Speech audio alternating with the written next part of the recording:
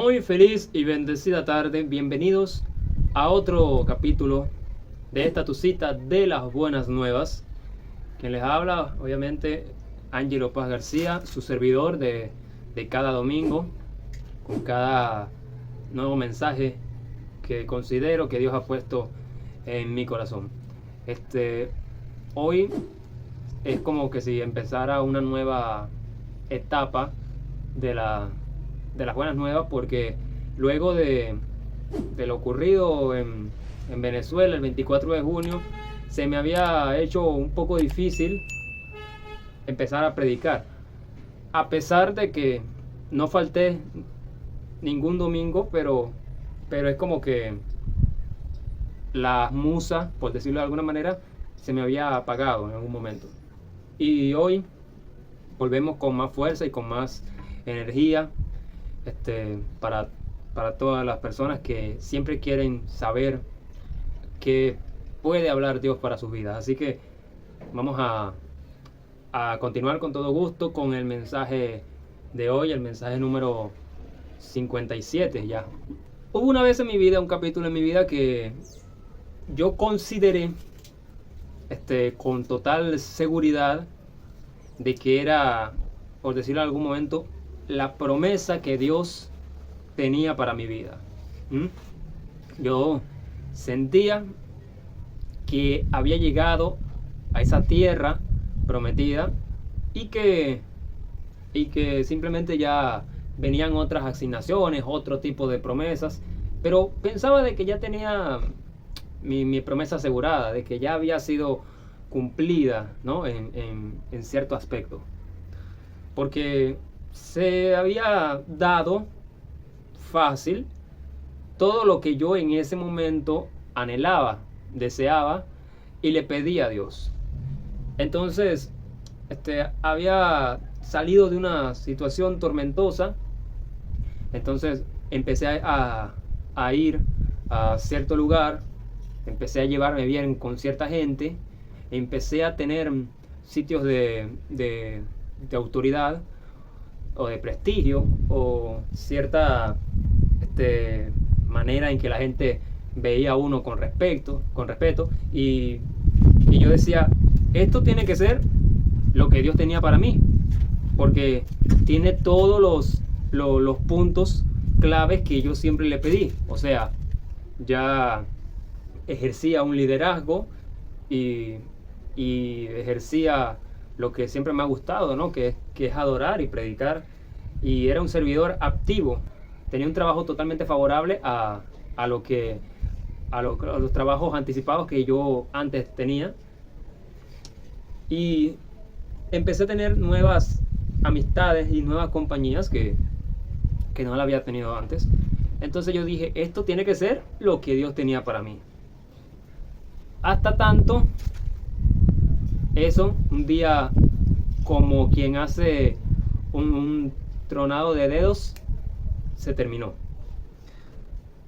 Hubiese sido menos doloroso si hubiese terminado una cosa hoy, otra cosa mañana y otra cosa dentro de un mes, pero es como que todas las alineaciones, todos los puntos que yo tenía comprados, listos como para decir que ya era un tipo feliz, empezaron a deteriorarse uno por uno, como quien está jugando ajedrez y te va tumbando las piezas.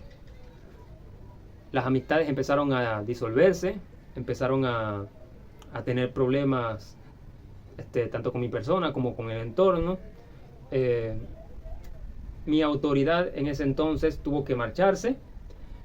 Mi puesto que me había ganado se empezó a ir a pique, ¿no? Me quitaron de la autoridad, del liderazgo, el trabajo que tenía.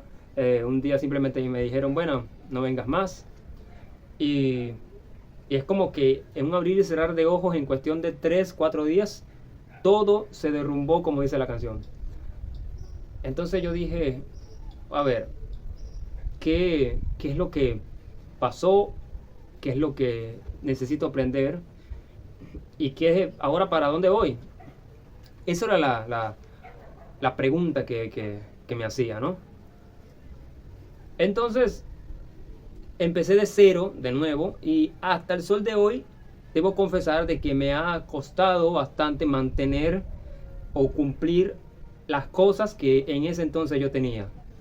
No sé si será más por nostalgia que por otra cosa, pero me ha costado, ¿no?, mantener esas cosas tan en orden como antes, como en ese entonces las tenía.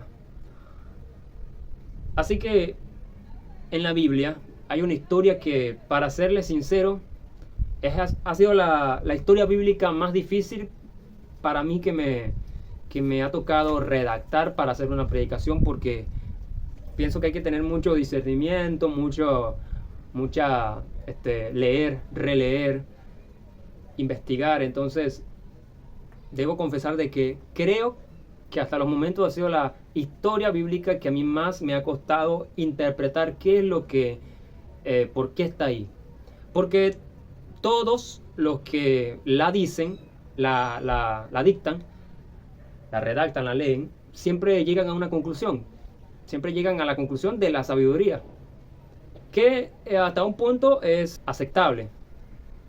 Pero yo decía, tiene que haber algo más que simplemente la sabiduría, ¿no? Que no es un detalle menor. Pero quiero saber qué más puede sacar de esta historia. Así que este mensaje lleva años yo cocinando ese mensaje hasta el sol de hoy. Y hoy ha sido el día que decidí ya darlo a la luz con todos los puntos, hasta donde la mente me da los puntos claros. En el primer libro de Reyes, el capítulo 3 y el versículo 16, narra la historia de un juicio que tuvo Salomón con respecto a dos mujeres que llegaron ante su presencia, a la presencia del rey, y llegaron ante Salomón, que reconocido por su sabiduría, hijo de David. Entonces llegaron las dos mujeres ante la presencia del rey, gritando, peleándose entre sí. Entonces el rey le dice, ok, ¿qué es lo que quieren ustedes de mí? ¿Qué es lo que les incomoda? ¿Qué es lo que las trae aquí? Y entonces una de las mujeres le cuenta la historia, le dice, mi señor, ambas, tanto ella como yo, vivíamos en la misma casa, ¿no? Nosotras dimos a luz el mismo día, y entonces ella tuvo un varón, yo también tuve un varón, y teníamos nuestros niños, hasta que un día nos fuimos a dormir, yo con mi niño y ella con el de ella, y ella mató a su niño porque dormida se acostó sobre él y lo ahogó, lo asfixió. Entonces, cuando ella se vio que había asfixiado a su niño, se levantó de su cama y cambió los niños, los intercambió.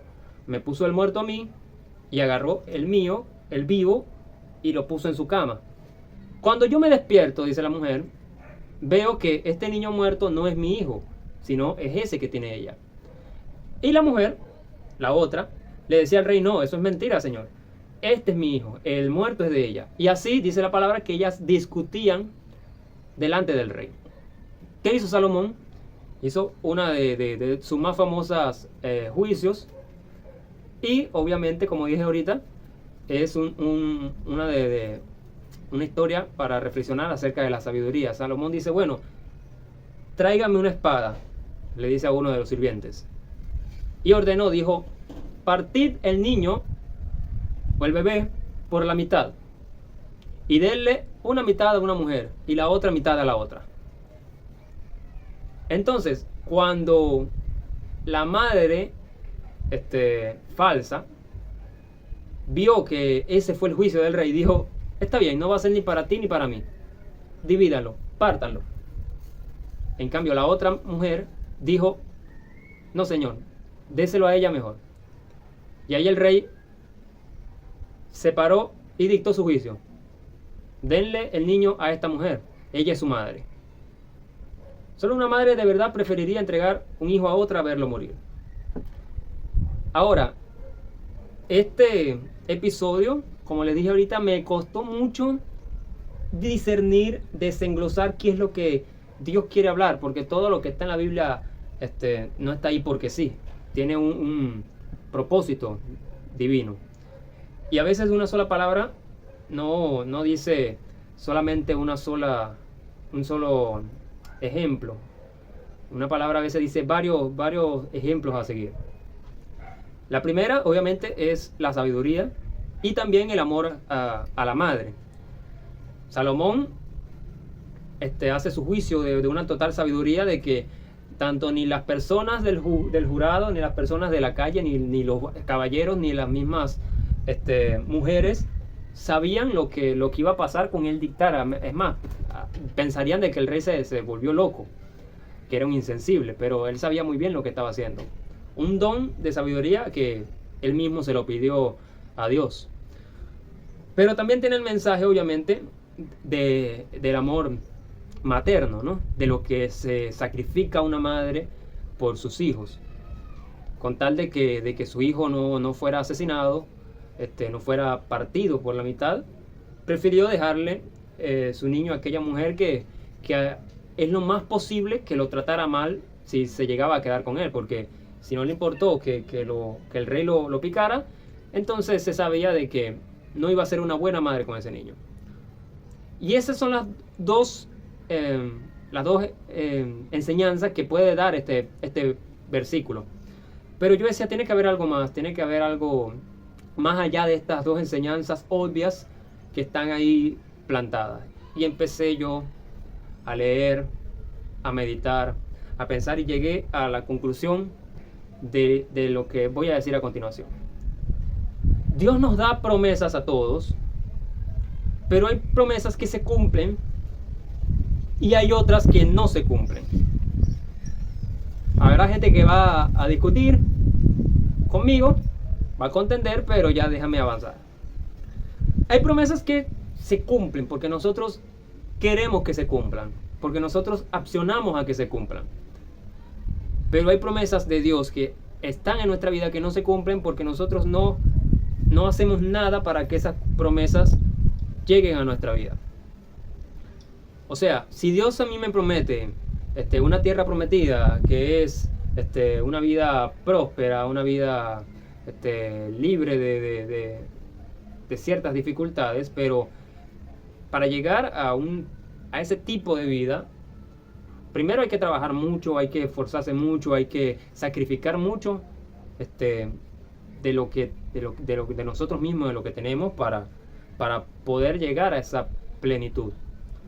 Si Dios nos promete que vas a ser un hombre de Dios, que vas a ser un hombre lleno de fuego del Espíritu, entonces tiene que haber un sacrificio. Si hay personas que Dios les ha prometido un ministerio, entonces son personas que tienen que saber de que tienen que sudarse bien la frente para levantar un ministerio. Porque el llamado pastoral no es simplemente tengo ganas de ser pastor.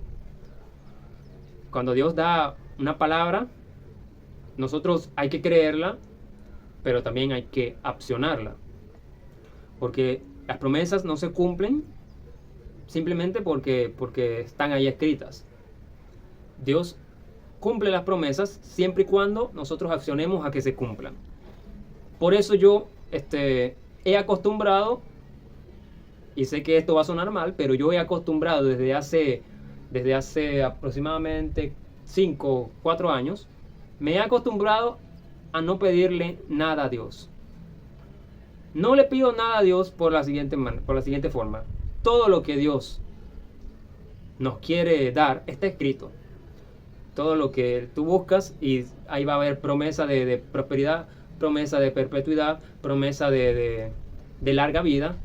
Pero hay algo que nosotros tenemos que hacer para que esas promesas se cumplan. La promesa de larga vida, honrar a los padres. La promesa de prosperidad, temerle a Dios. Varias promesas que se cumplen por sí solas, simplemente teniéndole temor a Dios. No hay que orar por tantas cosas, ni pedirle a Dios por tantas cosas que ya en la Biblia normalmente están.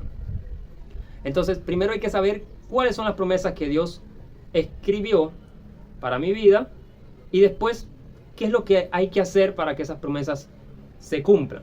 Entonces, eso se tengo claro. Yo no le pido nada a Dios, y yo lo único que hago es decir, Señor, yo quiero esto. Y para eso, tú tienes que acompañarme. Voy en tu nombre. Ahí, si pasa o no pasa lo que quiero, es simplemente porque fue su voluntad o porque no la fue. Porque me he visto en situaciones donde uno ora, reclama promesas, profetiza, declara, grita, no sé, me he quedado afónico con oraciones, con peticiones. Busqué todas las maneras habidas y por ahí. Me dijeron, agarra una carta, escribe tu oración, la entierras en la tierra, que eso simboliza de que tu promesa está sembrada y entonces Dios te la va a hacer florecer. O si no, guarda en un cofre con el versículo que dice que tus deseos Dios los va a cumplir si te deleitas en su presencia. Y todo eso, ninguna de esas cosas funcionó para algo. Entonces, tengo claro de que Dios cumple las cosas siempre y cuando nosotros decidamos ir por ellas. Segundo, Dios no da respuestas a las oraciones de una manera directa. O sea, Señor, yo quiero que me proveas un auto. Y Dios no te va a dar un auto. Dios te puede dar opciones para que ese auto tú lo puedas adquirir. O sea, Señor, yo quiero un auto. Entonces, bueno, Dios te va a dar este tipo de agencia de automóviles. Dios te puede dar un trabajo, ¿no? Que tengas un sueldo digno como para empezar a pagar una cuota de automóvil, pero el automóvil te lo tienes que ganar tú. Si tú le pides a Dios una esposa, Dios no te va a dar una esposa así que toma esta catira, mis universos, sacada de una portada de revistas. No. Dios te puede dar simplemente, ok, dime una, entonces, que te guste, que sientas algo, pues, y para yo poder ayudarte. No es que te la voy tampoco a infiltrarle amor, sino para ayudarte. Tú le puedes pedir a Dios que cumpla un sueño. Señor, yo quiero este sueño.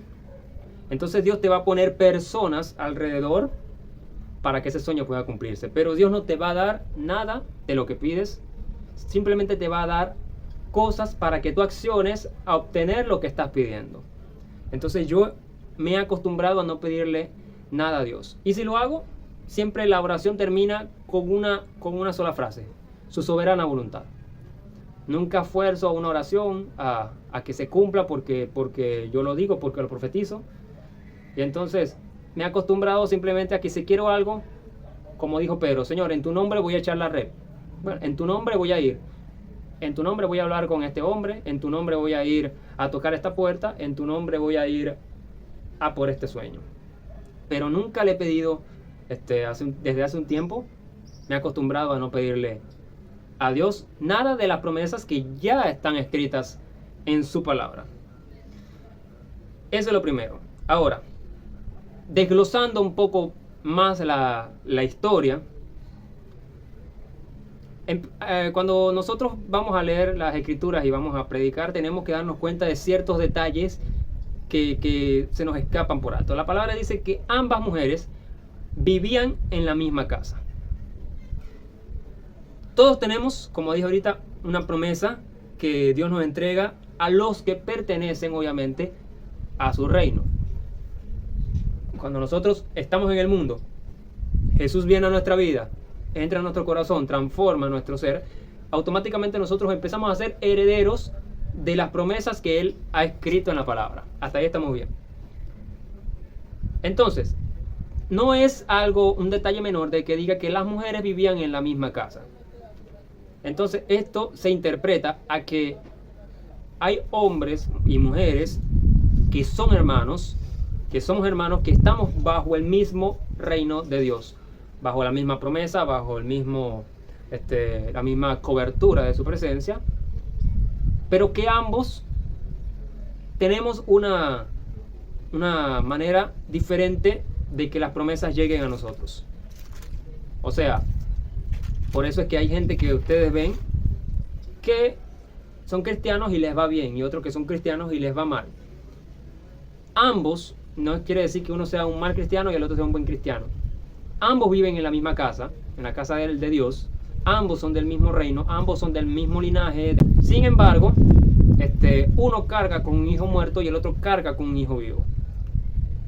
En 2 de Pedro 1:4 dice: por medio de las cuales nos ha dado preciosas y grandísimas promesas, para que por ellas llegaseis a ser participantes de la naturaleza divina, habiendo huido de la corrupción que hay en el mundo a causa de las concupiscencias.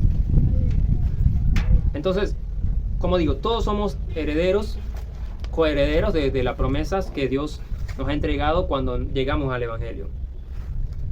Pero siempre hay personas que llegan a cumplir las promesas de Dios y otros que no la llegan a cumplir, a pesar de estar en la misma casa. Ahora, las mujeres dicen en la que está narrando la historia del cambio de los bebés, dice al rey que ninguno de afuera, del exterior, estaba en casa. O sea que no había un intruso, es lo que quiso decir. No había un intruso en la casa, por lo cual me hayan cambiado el bebé, me hayan robado el bebé. Estábamos nosotras dos nada más. Ambas vivíamos en la misma casa, no había un extraño, no había alguien, un ladrón, no había un espía, no había nadie. Entonces quiere decir que si no fui yo, tuvo que ser esta mujer. Entre cristianos, la culpa siempre o es de Dios o es del diablo. Esto es fácil siempre saber entre cristianos. La culpa siempre o es de Dios o es del diablo. Porque siempre las personas cuando algo le va mal siempre culpan al diablo, como que el diablo se ensañó con mi vida, el diablo se metió en mi matrimonio, el diablo se metió con mis hijos. Y siempre el problema es externo. Y nunca reconocen que el problema es interno, que viene desde la propia casa, de tu propio templo del espíritu. Y siempre es preferible, es mejor culpar a alguien de afuera. Pero no es lo que la mujer está echándole la culpa a alguien. La mujer está diciendo, no fue alguien de afuera. Tuvo que ser adentro, no fue alguien extraño, no fue alguien que vino, no. Y otro detalle es que dice, la mujer mató a su hijo porque ella se acostó sobre él.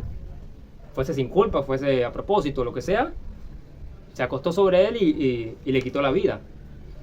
Dormida. Nosotros mismos hacemos morir nuestras promesas. Un hijo representa promesas. Representa algo que sale de nosotros. Un hijo representa algo que nosotros dimos a la vida y que podemos cambiar la misma por medio de ese hijo. Porque cuando alguien de él nace una empresa, su vida cambia para bien. Cuando de alguien nace una congregación, su vida cambia para bien. Pero cuando tú mismo has matado tu promesa a tu hijo, entonces la cosa es un poquito grave. Cambia el sistema. Y nosotros mismos dejamos a veces morir nuestras promesas. Muchas veces por quedarnos dormidos.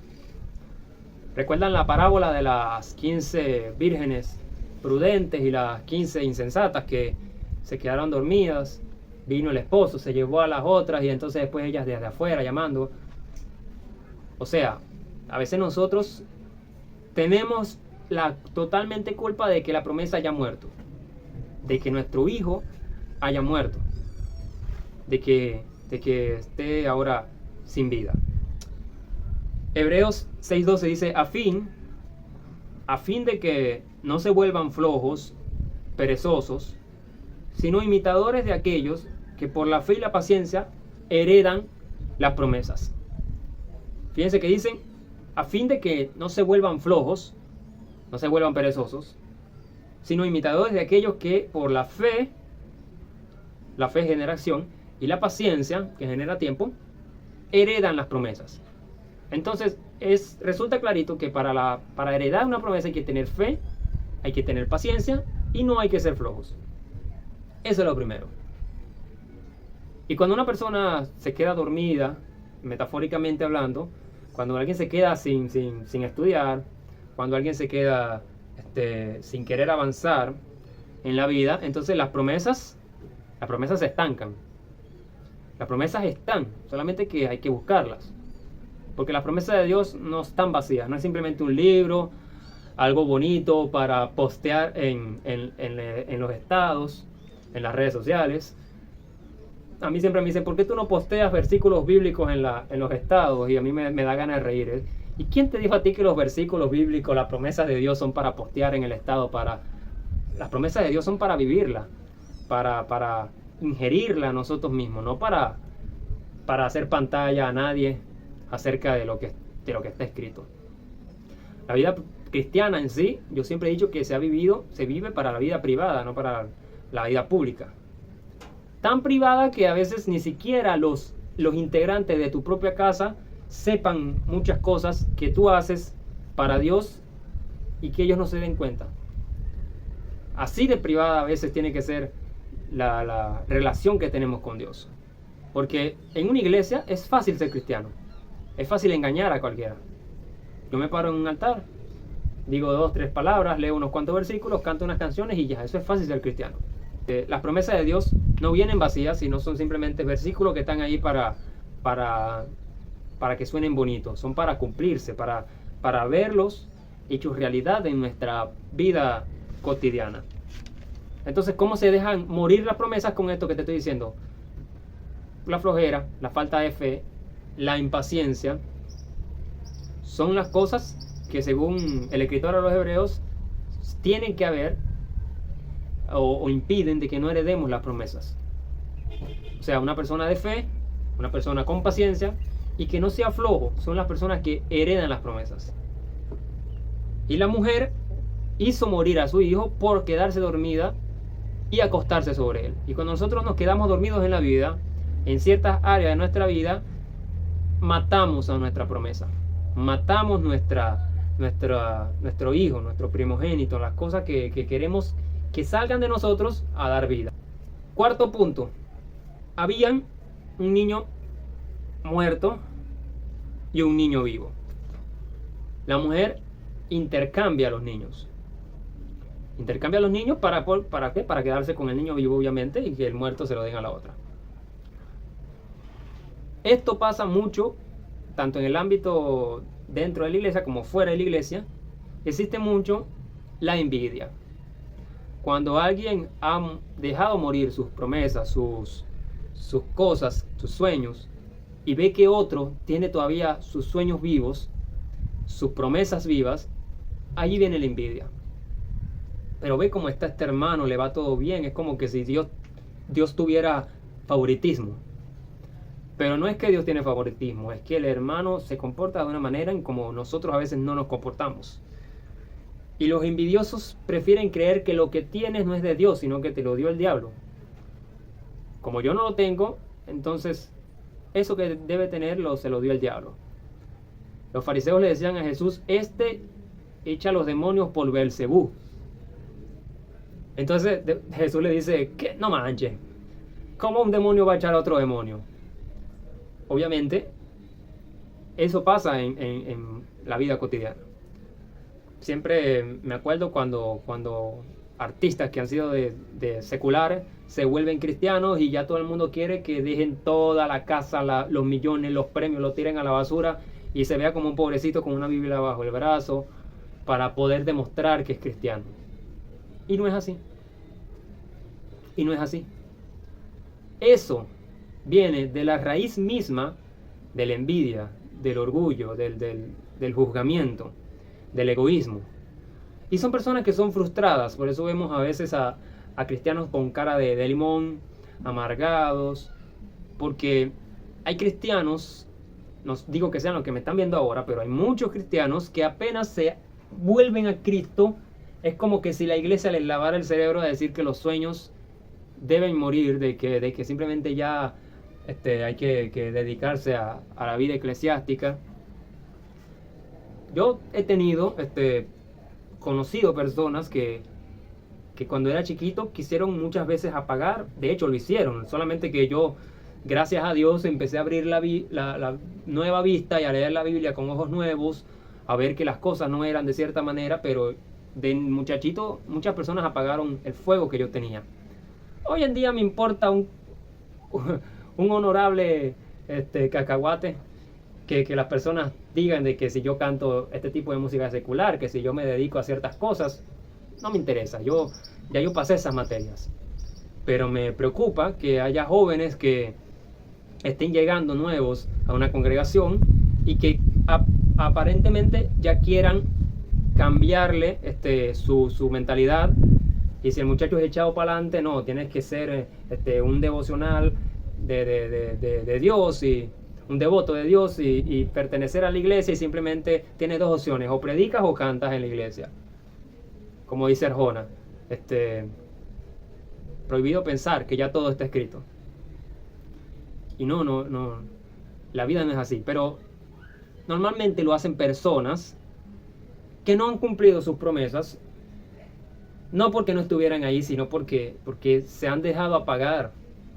Son personas que se han dejado de que la iglesia les consuma la musa, la energía, la iniciativa de recrear, de usar su mente. Obviamente, estoy hablando de sueños, obviamente con moral, algo que sea con moral. No es que voy a decir, bueno, si tu sueño es ser prostituta, entonces échele pichón, ¿no? Estoy hablando de algo obviamente con moral, con principios, con valores. Porque reconozco que hay muchachos que seguimos orando por ellos, pero hay muchachos que obviamente no tienen nada en esa cabeza, que viven pensando en puras tonterías, en cosas vanas que no tienen sentido en esta vida. Entonces, hablando con cosas de moral, hay personas que han dejado morir sus sueños porque se han quedado dormidos, y otras que simplemente lo encuentran porque se han mantenido despiertos. Y los sueños son sueños estando dormidos. O sea, hay personas que les gusta vivir de ilusiones, les gusta vivir de sueños. Y para vivir de sueños obviamente hay que vivir dormido.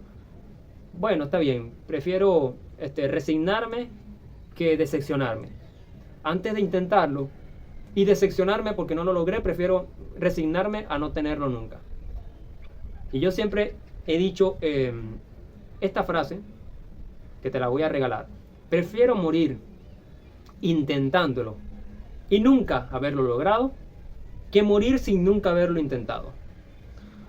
Porque en un tiempo, cuando estemos un poco mayores, volteemos hacia atrás, voy a decir, bueno, no lo logré, pero por lo menos hice hasta donde la mente y el corazón me dio. Pero es más triste cuando uno, después de cierta edad, voltee, mire su juventud y diga, ¿y si lo hubiese hecho? ¿Será que lo hubiese logrado o no? Entonces yo he mantenido siempre esa frase: prefiero morir intentándolo y nunca haberlo logrado, que morir sin nunca haberlo intentado. Porque me he negado a vivir como un frustrado, a vivir como alguien que no logró aquello por lo cual nació, que es peor. Porque no es simplemente algo de gusto, es algo por lo cual a veces uno nació. Y si trae una promesa incluida, entonces dejar morir eso, oh, por favor, es algo que da tristeza. Entonces yo, desde hace un tiempito para acá, he decidido no hacerle caso a lo que diga la gente, a lo que piense la gente. Me he regalado el decir no. Oye, quiero que vengas a cantar a mi iglesia, y decir no. Quiero que hagas este tipo de cosas, quiero que te mudes para acá, quiero que trabajes esto, y me he regalado el no, decir no. Estoy en otras asignaciones en este momento. Tengo una sola vida que dar y tengo que invertirla en una gloriosa causa. No me puedo quedar malgastando mi vida en cosas que no sirven. La vida se nos va yendo. Cada día de nuestra vida morimos un poco más. Y para eso, obviamente hay que hacer un sacrificio. Hay que hacer un sacrificio en cuanto al tiempo, a las cosas, a estudiar, a prepararse, ¿no? Ahora bien, quiero dejar en claro esto que voy a decir a continuación, que cuando el Señor me lo revelaba, yo como que algo me explotaba en la cabeza. Nosotros estamos dispuestos, hablando en serio, estamos dispuestos a renunciar a nuestros derechos como hijos de Dios, a sus promesas, a nuestros derechos, por su voluntad o por su obra. ¿Por qué pregunto esto? Ya te lo voy a decir. La mujer resabía de que ese hijo era de ella. Sabía, lo conocía, lo había parido, llevaba su sangre, sus genes, sus venas. Tenía la cara de ella, la expresión de ella, el color de ella. Ella sabía que ese hijo lo había parido ella. Pero para mantenerlo vivo y para que en algún momento tal vez ese hijo de grande pueda saber de que su verdadera mamá siempre fue ella, decidió renunciar a él. Entonces, hablando en términos espirituales, Dios a veces nos da una promesa de algo que Él quiere para su obra, para su reino. Pero yo honestamente conozco personas que prefieren de que esa obra o de que esa promesa no se cumpla si no son ellos los que están ahí. Por ponerte un ejemplo, supongamos de que existe una iglesia en este lugar, una congregación. Dios levante una congregación. Y Dios diga, bueno, estoy entre si hacerte pastor, hacer pastor a Luis o hacer pastor a Antonio. Y entonces resulta que Luis es un gran apasionado de la voluntad de Dios, de las cosas, de lo divino. Y dice, no Señor, cualquiera de los dos con tal que tu obra se expanda. Yo no importa si tengo que limpiar el baño, no me importa si tengo que limpiar las sillas, que ordenar el sonido. Pero con tal de servirte y de que tu obra se expanda, no me importa a mí quién sea el pastor. Pero resulta que Antonio dice, oye, pero si le dan el pastorado a Luis, no, yo mejor me voy de aquí. Son personas que a lo mejor prefieren de que la congregación se vaya a pique, de que la promesa de Dios se vaya a pique, porque no son ellos los que están en ese momento teniendo la batuta, por decirlo de alguna manera. Una vez yo conversé con un joven que él me decía que él quería ser pastor, que él quería fundar una congregación y me estaba diciendo, quiero cuadrar un terreno en tal parte, estoy pidiendo los permisos, voy a poner o comprar unos materiales para empezarla. Y el muchacho se había ido de su congregación, tenía aproximadamente 22, 23 años, se había ido de su congregación y ahora estaba intentando hacer su propia congregación. No era pastor, no tenía un estudio teológico, no tenía una historia con Dios. La preparación teológica es debatible, incluso si no eres pastor y quieres fundar una congregación, hasta eso es debatible, pero la historia con Dios es lo importante. Entonces, yo le dije, bueno, supongamos que Dios te manda a levantar esa obra, pero después te diga, mira, no quiero que seas tú el pastor, quiero que sea este muchachito que está aquí. Y ahí el muchacho empezó como a tragar grueso. Y yo dije, ¿qué pasó? No era eso lo que quería, o sea, ¿estás enamorado de la obra o estás enamorado de tu puesto por brillar? Y entonces él no me respondió, así que asumí de que era un no rotundo. No, si yo fundo eso, el pastor tengo que ser yo. Entonces hay personas que están inclusive dispuestos a que la promesa se muera, con tal de que si no soy yo el padre de esta promesa, la madre de esta promesa, entonces no va a ser nadie. Por eso la mujer dijo, bueno, sí, estoy de acuerdo, si no va a ser ni para ti ni para mí, entonces maten al niño. Y hay personas que piensan así, la promesa de Dios no va a ser ni para ti, si no va a ser para mí, entonces tampoco va a ser para ti. Mejor que la promesa se muera, que la obra se muera, que no avance. Y hay personas que actúan de esa manera. Cuando Dios habló con Abraham y le dijo que sacrificara a su hijo, Abraham lo hizo sin dudarlo, con tal de obedecer a Dios, a pesar de que sabía que estaba renunciando a lo que más amaba. Entonces, la mujer estaba renunciando también a lo que más amaba, con tal de que se mantuviera con vida su hijo, en el caso de Abraham, por obediencia. Por eso le puse el título al mensaje, sacrificando mi promesa. Porque a veces Dios nos pide sacrificar nuestras promesas, pero no es para dejarlas morir, sino para probarlos. A ver, ¿estás más enamorado de la promesa que de mí? ¿Estás más enamorado de lo que te prometí, de lo que yo significo por ser simplemente Dios? Buscas más mi mano que mi rostro. Buscas más mi palabra para ver qué es lo que yo te quiero decir, o buscas mi palabra para ver qué es lo que tú puedes decirle al pueblo. En la iglesia donde estás por mera devoción de ir ante mi presencia, o por simplemente que te dan un micrófono y puedes hacerlo. Si hoy Dios te pidiera renunciar a las cosas que has logrado con tal de que la promesa se mantenga en pie, ¿lo harías? A mí una vez me dijeron que yo estaba en la iglesia por reconocimiento. Yo le dije, mira, tú estás equivocado, papi. Yo no busco reconocimiento en la iglesia. Es más, creo que en el mensaje pasado dije, cansado de un héroe cansado, en el mensaje pasado dije que si es por mí es mejor de que me mantenga sentado en la fila donde no me inviten ni a cantar, ni a dirigir, ni a predicar, simplemente recibir palabra de Dios. Solamente que uno tiene una autoridad, tiene un ministerio, tiene un llamado, y uno, cansado o no, tiene que hacerlo, tiene que cumplirlo. Pero eso que me dijo este hombre me cayó muy mal. Tú buscas reconocimiento en la iglesia. Yo le dije, mira, si yo buscara reconocimiento humano, ¿tú crees que yo estaría en la iglesia? Si tú ves la cantidad de invitaciones, de llamadas que yo tengo en mi celular para ir a ciertas cosas, yo no tengo necesidad de buscar oportunidades en iglesia con nadie. Hoy mismo, si quiero, digo, estoy cansado del evangelio, me voy al mundo, afuera, tengo muchas invitaciones que no las hago porque estoy dedicado a otra cosa. Antes de entrar en la iglesia, yo iba a bodas, a eventos, a festivales, a reuniones, a concursos, a bodas, a celebraciones que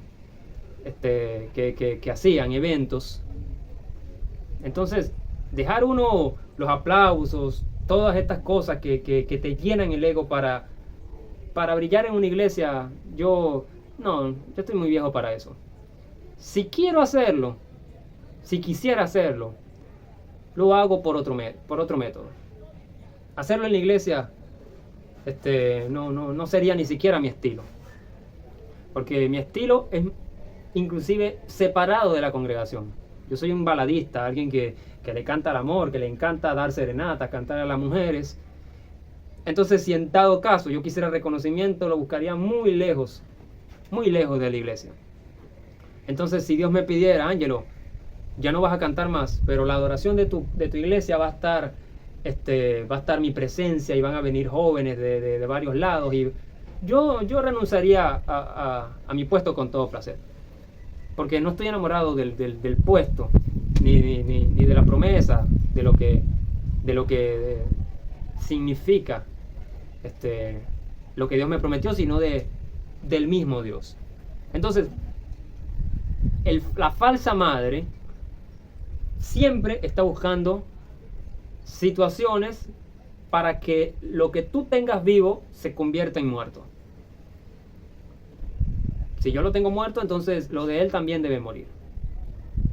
En cambio, la verdadera madre es inclusive hasta de entregar lo vivo que aún late, con tal de que crezca y se cumpla el propósito por lo cual ha sido nacido esa promesa.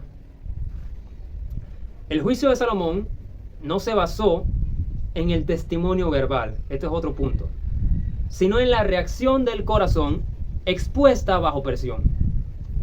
Porque quiero recordarles de que no fue una decisión que tomó la mujer sentada tomando un café, fue bajo presión. El rey tenía la espada a punto de matar a su niño. Entonces, quiero que entendamos esto. Las promesas de Dios se le entrega no al que hable más, no al que predique mejor, no al que ore de una manera magistral, sino a las personas que saben actuar bajo presión o que saben actuar para obtener lo que quieren. Porque el rey se pudo basar en lo que dijo la una. Bueno, esta dice que el hijo es de ella. Y esta también dice que el hijo es de ella. Entonces, ¿qué hago? Al instante que vio el rey cuál fue la reacción de las dos mujeres, esta dijo una cosa mala y esta dijo una cosa buena. Entonces, bueno, se la voy a dar a esta, porque esta es su madre. Y así es que actúa Dios con todos los hijos de Él, que estamos en la misma casa, en el mismo reino, en la misma iglesia. Al que Dios ve que puede entregarle algo, pero que dice o reacciona de una manera negativa, no. O sea, mi promesa también está para él, pero no cumple las expectativas, los requisitos para sostener esa promesa. Y cuando ve al otro y ve que reacciona, cómo reacciona bajo presión, ok, entonces mi promesa se la va a ser entregada a este que está aquí. Así es sencillo. Por eso dije, vuelvo y repito, que yo no le pido nada a Dios. Dios está sentado en su trono y estoy yo con otro muchacho. Y el muchacho está, Señor, dame una casa. Señor, dame un auto. Señor, cúmpleme esto. Señor, cúmpleme aquello. Y yo también estoy, Señor, yo quiero esto. Señor, yo quiero aquello. Y Dios está viendo, ok, este me está pidiendo lo mismo que este. Ambos están en la misma casa, en el mismo reino, ambos son cristianos. Pero les voy a poner una situación de fuego a ambos para ver cómo reacciona este y cómo reacciona él. El que reaccione mejor, el que esté dispuesto inclusive hasta renunciar a eso, con tal que se cumpla, a ese se le será entregada su promesa, mi promesa. Y así es que Dios actúa. Bueno, este actuó de la manera correcta. Denle en el hijo la promesa a este, porque este es el que se la merece. Así que para terminar, tú decides en la vida si quieres tener un hijo muerto o si quieres tener un hijo vivo. Si quieres tener un hijo vivo, vas a tener que, inclusive en ocasiones, sentir de que Dios te está pidiendo esa promesa. Vas a sentir en ocasiones de que Dios te va a decir, hey, ya no quiero que hagas esto. Y muchas veces son pruebas que Dios pone, que Dios echa como esa concha de cambur, de banana, como se diga, para ver cuál es nuestra acción. Muchas veces Dios te va a pedir inclusive que dejes de servir. Pero yo, ¿por qué? Si yo necesito servir al Señor. Entonces no sirves. No estás en la iglesia por mi presencia, estás por servir, porque te vean servir, por brillar. Entonces, mi consejo es que cuando Dios llegue el momento en que te diga, hey, ya quiero que no hagas esto, ponte serio, ponte a hacer otra cosa, simplemente agachemos la cabeza y digamos, sí, Señor. Y si Dios te dice, quiero que renuncies a esto, porque se lo voy a dar a que digamos, sí, Señor. Y ahí es que Dios va a decir, bien hecho. Esa es la respuesta que yo buscaba. Es imposible que hasta las promesas te pueda añadir muchas más. A veces Dios nos pide sacrificar nuestras promesas para probar nuestras reacciones. Y eso es el mensaje que quería transmitirles hoy. Yo sé que el nombre es un poco así como, oye, sacrificando mi promesa, porque ningún predicador va a ponerle este tipo de nombre que a veces yo le pongo a los mensajes. Porque normalmente siempre dicen, reclama tu promesa, arrebata tu promesa, arrebata lo que es tuyo. Y yo siempre he sido más allá, ¿no? Sacrificando mi promesa. Porque hay promesas que se cumplen porque nosotros hacemos que no se cumplan, y promesas que se cumplen porque nosotros hacemos que se cumplan. Y hay promesas que Dios te pide sacrificar para otra persona y que simplemente es una prueba en el contrato de Dios. Padre, gracias por los que están del otro lado. Los que quieran recibir a Cristo en su corazón, digan conmigo, Señor Jesús, te recibo como mi suficiente Salvador. Anota mi nombre en el libro de la vida y no lo borres jamás. Amén. Y ahora quiero orar por los que están del otro lado, por las personas que sienten de que hay promesas que no se han cumplido, entonces la ecuación le falta acción. Tal vez tu reacción fue una reacción mala, la que Dios está tomando en cuenta, anotando en un libro de memorias, dice Nehemías. Entonces hay que cambiar a veces nuestras reacciones para que esas promesas puedan calar en nuestra vida. Padre, te pido por las personas que están del otro lado, por niños, jóvenes, ancianos y adultos, a los padres, a las madres, a los muchachos que sienten que su promesa se estancó, que sienten de que algo se les fue. Te pido, Señor, que puedas tú traerle convicción profunda, de motivación acerca de lo que están haciendo mal, acerca de las reacciones malas que han tomado, Señor. Te pido que si hay alguna raíz de egoísmo, de frustración, de envidia, puedas quitarla, arrancarla de los corazones para que pueda fluir, Señor, tu humildad. En el nombre poderoso de Jesús. Amén y amén. Me pasé un poquito del tiempo, pero nos vamos a ver aquí el próximo domingo con otro mensaje de bendición en esta tu cita de las buenas nuevas. Hasta el domingo que viene.